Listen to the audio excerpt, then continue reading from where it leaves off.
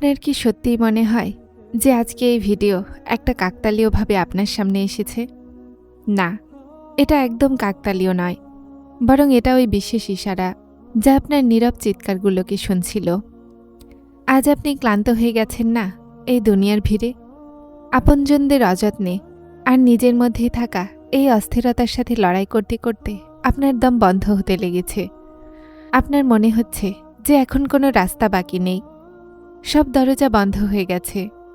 আর হয়তো আপনার দোয়াগুলোতে এখন সেই প্রভাব নেই, অথবা হয়তো আল্লাহ আপনার উপরে অসন্তুষ্ট হয়ে গেছেন। কিন্তু থামুন, একটু থামুন, আর আপনার কথাগুলোকে আপনার মনের কান দিয়ে শুনুন। কেননা আজ যেই কথাগুলো আমি আপনাকে বলতে চলেছি সেটা হয়তো আপনার জীবনের সবচেয়ে বড় টার্নিং পয়েন্ট প্রমাণিত হবে।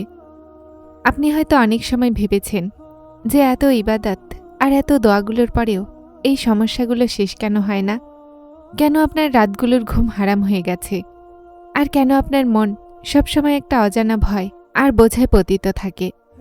বিশ্বাস করুন, আজকের এই ভিডিওর এক এক কথা শুধুমাত্র আপনার জন্য বেছে নেওয়া হয়েছে। যেমন কুদরত নিজে আপনার জখমের উপর মলম রাখার জন্য এই ব্যবস্থা করেছে। আমি আজকে আপনাকে ওই রহস্য বলতে চলেছি যা আপনার ভেঙে যাওয়া অস্তিত্বকে পুনরায় জুড়ে দিবে আর আপনাকে ওই শান্তির দিকে নিয়ে যাবে যেটার তলাশে আপনি বছর ধরে অপেক্ষা করছিলেন। যদি আপনি আজও এখান থেকে ফিরে যান, তো হয়তো আপনি এই নীরব ডাকের জবাব হারিয়ে ফেলবেন যা অনেক দিন থেকে আপনার বুকে আঘাত করছিল। এই ভিডিওকে শেষ পর্যন্ত দেখা এখন আপনার উপরে আবশ্যক। এজন্য নয় যে এটা আমার চাওয়া, বরং এজন্য যে হয়তো আপনার প্রতিটা সমস্যার সমাধান আর আপনার প্রতিটা প্রশ্নের জবাব এই ডাকেই লুকিয়ে আছে, যা এখন আপনার সামনে খুলতে চলেছে। আমার সাথে থাকুন, কেননা এখন যে বাস্তবতা আপনার সামনে খুলতে চলেছে সেটা আপনার ভাবনা আর আপনার পুরো জীবন বদলে দিবে। আমার প্রিয় সাথীরা, আপনিও কি কোনো মজেজার অপেক্ষায় আছেন? আপনিও কি প্রতিদিন এই আশায় চোখ খোলেন যে হয়তো আজ এমন কিছু হয়ে যাবে যা আমার বিগড়ে যাওয়া জীবনকে গুছিয়ে নিবে আর আমার সমস্ত দুঃখ নিমিষেই শেষ করে দিবে? যদি আপনি আজ ওই মাকামে এসে গেছেন যে আপনার হাত তাসবির ওপরে চলতে শুরু করেছে, যদি আপনার মাথায় সিজদার নিশানি গভীর হতে লেগেছে, যদি আপনি কোরআন পাকের তেলাওয়াতে আপনার শান্তি খুঁজে নিয়েছেন আর দরুদে পাকের সুগন্ধে আপনার শ্বাস আসতে চলেছে, তো মনে রাখুন যে মজেজা শুরু হয়ে গেছে। আপনার ইস্তেগফার পর্যন্ত এসে যাওয়া, আপনার তাহাজ্জুদে একাকিত্বে তার সামনে ঝুঁকে যাওয়া আর আপনার সাদগার মাধ্যমে তার সন্তুষ্টিকে তলস করা, এই সব কিছু এই কথার সাক্ষ্য যে আল্লাহ আপনাকে বেছে নিয়েছেন। কিন্তু এখানে একটা অনেক বড় পয়েন্ট আছে যেটাকে আমরা অনেক সময় ভুলে যাই। আমরা ইবাদত তো করি, কিন্তু আমাদের মন এখনো একটা অজানা ভয়ে থাকে। আমরা সকালে তো বিশ্বাসের সাথে আল্লাহর ওপরে সব কিছু ছেড়ে দেই, কিন্তু সন্ধ্যা হতে হতে খারাপ ভাবনা আমাদেরকে পুনরায় ঘিরে নেয়। আমরা নিজেকে এটা বলে সান্ত্বনা দিতে থাকি যে জানি না আমার কাজ হবেও কি না। আমার ভাই ও বোনেরা, মনে রাখুন, যেমন নামাজ 5 ওয়াক্ত পড়লে ফরজ পালন হয়, ঠিক তেমনি তাওয়াক্কুলও সবসময় আর সব পরিস্থিতিতে বিশ্বাস রাখাতে কায়েম হয়। এটা হতে পারে না যে আপনি সকালে মুমিন হয়ে তাওয়াক্কুল করুন আর সন্ধ্যায় নিয়ামতের চাদর ঘিরে ঘুমিয়ে যান। তাওয়াক্কুল সেই মজবুত রোশনি যেটাকে একবার যদি ঘিরে নেওয়া হয়, তারপর তুফানের ঢেউগুলো আপনার কিছুই বিগড়াতে পারবে না।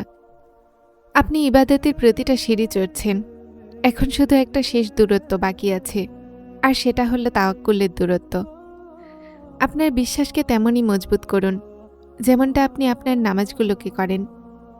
যখন আপনার তাওয়াক্কুল ওই মাকামে পৌঁছে যাবে যে পরিস্থিতি যতটাই খারাপ কেন না হোক, আপনার মন এটা বলবে যে আমার রব আমার জন্য যথেষ্ট, তো বিশ্বাস করুন সেই মুহূর্তই আপনার মজেজার সময় হবে।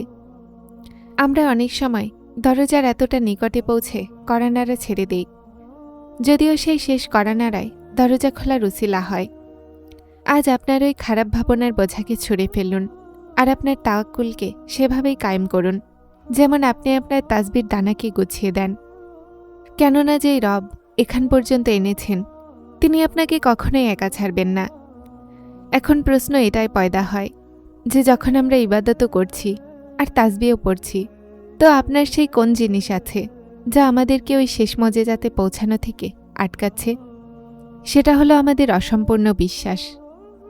আমাদের মধ্যে অনেক মানুষেরাই চাইতো, কিন্তু চাওয়ার পরে এটা ভাবতে বসে যায় যে হয়তো আমার দোয়া কবুল হবে না, অথবা আমার পরিস্থিতি তো অনেক কঠিন। মনে রাখুন, আল্লাহ পাকের খুব সুন্দর একটা কথা আছে, হাদিসে আছে যে আমি আমার বান্দার সাথে তেমনই আচরণ করি যেমনটা সে আমার ব্যাপারে ধারণা করে। একটু লক্ষ্য করুন, যদি আপনার ধারণা এটা হয় যে আল্লাহ আপনাকে মজেজা দেখাবেন, তো তিনি অবশ্যই দেখাবেন।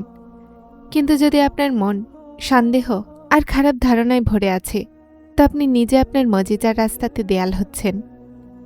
তাওয়াক্কুলের মানে এটা নয় যে আপনি শুধুমাত্র দোয়া করুন, বরং তাওয়াক্কুলের আসল মানে এটা হলো যে দোয়া করার পর আপনার মন এতটা প্রশান্ত হয়ে যায় যেমন সেই কাজ হয়ে গেল। আপনার পরিস্থিতি কতটাই ভয়ানক কেন না হোক, আপনার আশেপাশের মানুষেরা আপনাকে কতটাই হতাশ করুক না কেন, আপনার একটাই জবাব হওয়া উচিত, হাসবুনাল্লাহ ওয়া নি'মাল ওয়াকিল। আমার জন্য আল্লাহই যথেষ্ট, আর তিনিই উত্তম কর্মবিধায়ক।